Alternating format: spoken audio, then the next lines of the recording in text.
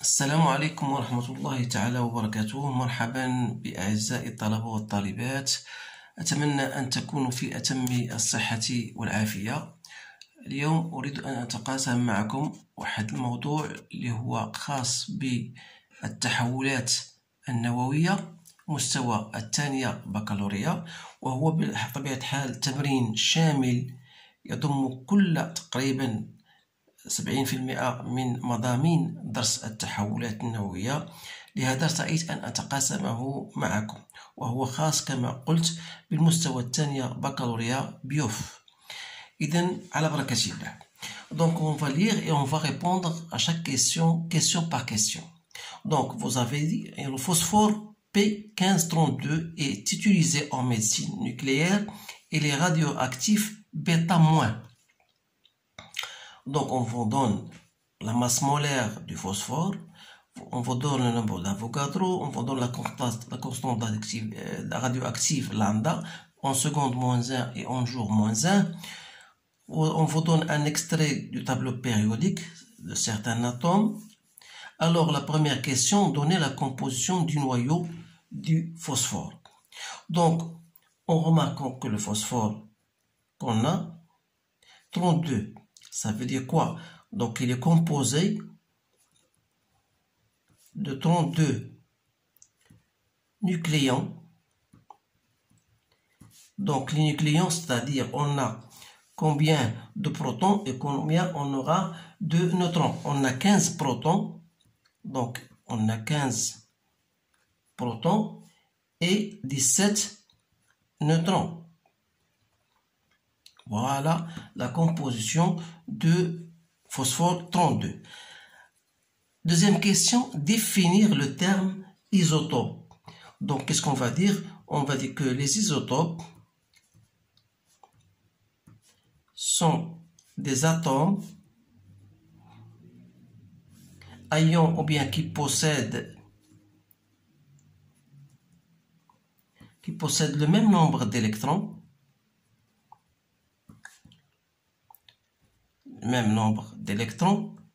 mais qui diffèrent, bien sûr, mais un nombre différent de neutrons. Donc c'est ça la définition des isotopes. Donc voilà, cet exercice-là, bien sûr, il engendre des questions de cours et des questions de pratique, des questions pratiques. Donc la troisième question, établir l'équation de désintégration du phosphore en précisant l'élément formé. Et donc, à partir de, donc, on vous a déjà dit qu'il s'agit d'un radioactif β-. Donc qu'est-ce qu'on va écrire? On va écrire, voilà, le phosphore 1532. Il se désintègre en un élément X inconnu, ion Z et A, plus moins 1, 0, puisque β-. Donc, à partir de la relation de Soddy, la loi de Soddy, on aura 32 égale à A plus 0, et on aura 15 égale à Z moins 1. Donc, on va tirer A, ça reste toujours 32, et Z sera égal à 16. Donc, ça veut dire ce que X là, qui comporte Z et 32, n'est autre que l'élément soufre. Voilà, c'est lui qui a cet élément-là, d'après l'extrait du tableau périodique. On a bien donc définir l'élément formé. On va passer question 4.1. Calculer le nombre initial N0 du noyau. C'est-à-dire, on a bien une relation. Vous savez que le nombre de noyaux n'est autre que le nombre de moles, soit disons M0 sur la masse molaire du phosphore 32,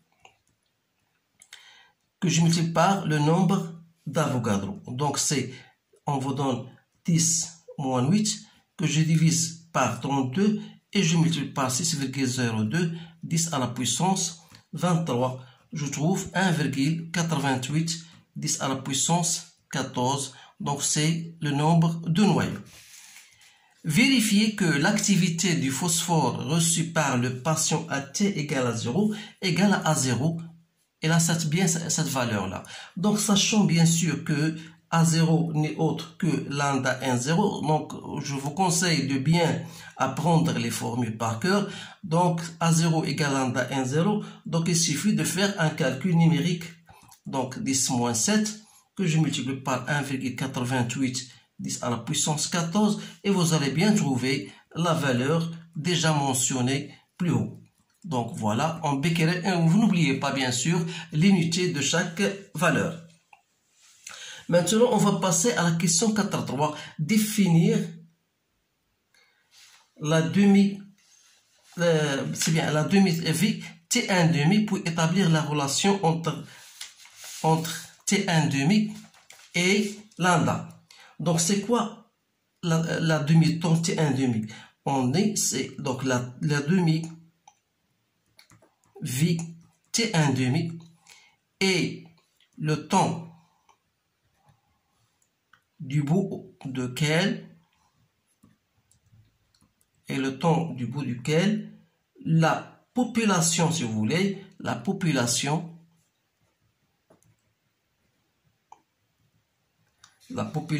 des noyaux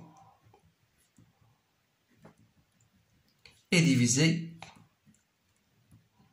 par 2. Donc بالنسبه للناس اللي تيقراو بالعادي يعني هذا لو طون T1,5 هو نصف العمر، هو المده اللازمه التي سيتفتت فيها نصف النواه الابتدائيه او الاصليه. اذا هنا لقينا هاد لا غولاسيون T1,5 donc قال لك voilà établir la relation entre T1,5 et lambda. Donc d'après cette définition là, vous pouvez en conclure que n de t, c'est, on a déjà bien cette formule-là, c'est N0 l'exponentielle de moins lambda t. Donc, à T1,5, on aura n de t égale à N0 l'exponentielle de moins lambda T1,5, qui est égal à quoi, d'après sa définition, égale à N0 sur 2. Donc, en simplifiant N0 par N0, donc on aura l'exponentielle de moins lambda T1,5 égale à N,5. En faisant entrer la fonction ln de part et d'autre, donc on aura moins lambda T1,5 égale ln de n sur 2 qui est égal à moins log de 2.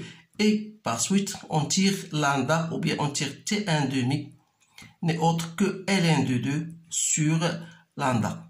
Voilà la relation qui existe entre T1,5 et lambda. On va passer à l'autre question. Calculer la valeur de T1,5 en jours. Donc, vous avez T1,5 égale à ln de 2 sur lambda. Donc, on va faire l'application. Donc, c'est ln de 2 sur lambda qui est égal à 84. C'est ça. C'est une donnée, bien sûr, en jour moins 1. Donc, vous allez trouver 14,32 jours moins 1. Question 5. Que le médicament ne fonctionne pas dans le cas où le corps ne fonctionne, dans le cas où l'activité de l'échantillon devient A égale à cette valeur-là. Déterminez en jours la durée nécessaire pour que le médicament ne fonctionne pas. Donc la question, vous devez bien comprendre cette question. On vous dit que le médicament bien ne fonctionne pas ou bien il est à éviter dans le cas où son activité nucléaire A devient égal à cette valeur-là. Alors là, combien faut-il de jours pour que ce médicament ne fonctionne pas? Donc, qu'est-ce qu'on a? On a en général A de t égale à A0 l'exponentielle de moins lambda t. Donc, je sais que à une certaine durée, à un t égale à t', lorsque A0 devient A égale à 0 moins lambda t', lorsque cette valeur devient 1,0510 à la puissance 6 becquerel, alors là, à cette durée, à ce temps-là, donc le médicament ne fonctionne plus. Donc si je fais A sur A0 égale à quoi? Égale exponentielle de moins lambda t'. C'est-à-dire que ln de A sur A0 égale à moins lambda t'. ou bien on dit que lambda T', c'est ln de A0 sur A. J'exprime A0 sur A et non A sur A0. Donc de là, je tire T', c'est 1 sur lambda ln de A0 sur A. Donc il reste à faire l'application numérique. Donc c'est quoi 1 sur lambda, c'est-à-dire 1 sur 4,84 10 moins 2 ln de 1,05 10 à la puissance 8 sur 1,05 10 à la puissance 6. J'ai trouvé 95 jours. Donc vous faites le calcul pour s'assurer de cette valeur. La deuxième partie, parce que cet exercice est composé de deux parties, la partie 1 et la partie 2.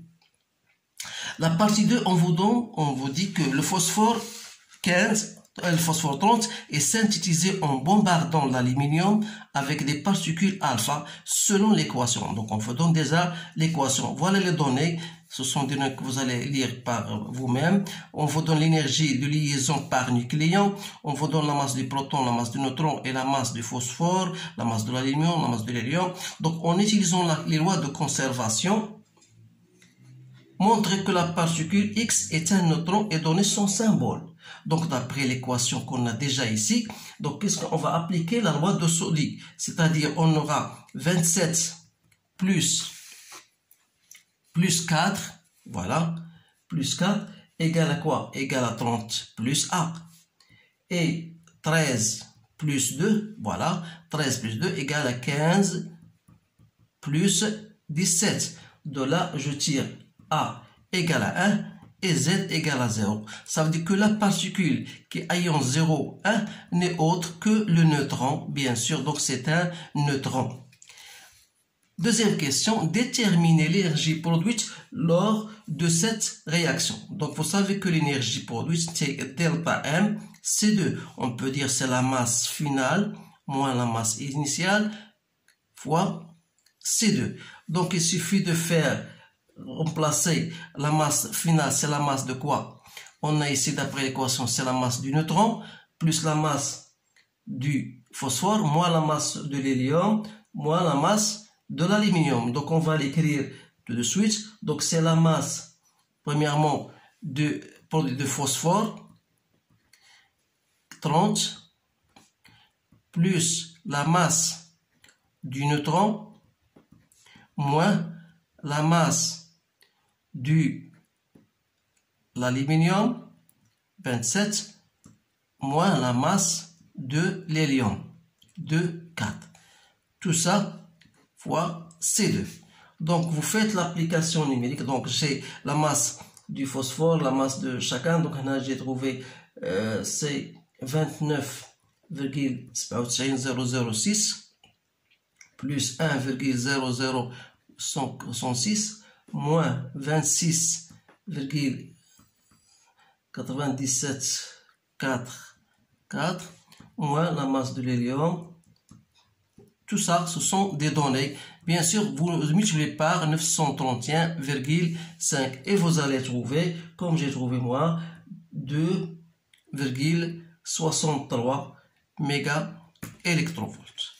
Donc c'est ça la question de l'exercice. Donc on va passer maintenant au reste de la partie 2. Donc qu'est-ce qu'on reste? Donner l'expression de défaut de masse du noyau P. Donc le défaut de masse, c'est très facile à le faire. Donc qu'est-ce qu'on va faire? Voilà, delta M du phosphore 30, 15 n'est autre que, d'après la composition du phosphore, est composé de 15 protons. Donc on va faire masse de protons, plus 30 moins 15, ça fait 15 fois la masse du neutron, moins la masse du phosphore, 30, 15. Donc c'est 15 en facteur du masse du proton, plus la masse du neutron, moins la masse du proton, 15, 30. Donc je fais 15. Je fais mon calcul 1,00 plus 1,00866. Donc j'ai trouvé à peu près je dis 0,27 U. Donc, une fois on a trouvé le défaut de masse, calculer en mégaélectrovolts l'énergie de liaison du phosphore. Donc, l'énergie de liaison du phosphore, 30, n'est autre que delta M, C2. Donc, delta M, bien sûr, a toujours en valeur absolue. Donc, il suffit de faire le calcul. Donc, 0,27 fois 931,5, j'ai trouvé 251,5 mégaélectrovolts. Donc, si vous voulez, par exemple, la calculer en joules, vous devez multiplier par 1,6, 10 moins 13. Donc, et on déduire l'énergie de liaison par nucléon. Donc, l'énergie de liaison par nucléon n'est autre que l'énergie de liaison divisé par A, c'est-à-dire 251,5 que je divise par 30. Donc j'ai trouvé 8,38 mégaélectrovolts par nucléon. Donc une fois j'ai terminé ça, donc il faut parmi ces deux isotopes lequel est le plus stable. Donc je dois comparer l'énergie de liaison par nucléon correspondante au phosphore 31 c'est une donnée, ça c'est une donnée, et celle que j'ai trouvée tout à l'heure du phosphore 30, qui est égal à 38. Donc, qu'est-ce que vous remarquez? Dire que l'élément stable, c'est celui qui possède l'énergie la plus élevée. Donc, on remarque que l'énergie de liaison liée du phosphore 31 par nucléon est supérieure à l'énergie de phosphore 15. Donc, ce qui va nous permettre de dire que le phosphore 15 est donc plus stable que le phosphore 15. Voilà la question. Donc, j'ai terminé de répondre aux questions posées. Donc, je vous conseille, c'est un exercice complet qui engendre pas mal de questions qui vous seraient très utiles. Donc, essayez de le refaire 2 ou 3 fois pour que vous puissiez, bien sûr, maîtriser les notions de votre leçon. Donc, je vous souhaite une réussite, un bon avenir et à bientôt. Salam alaikum wa rahmatullahi ta'ala wa barakatuh.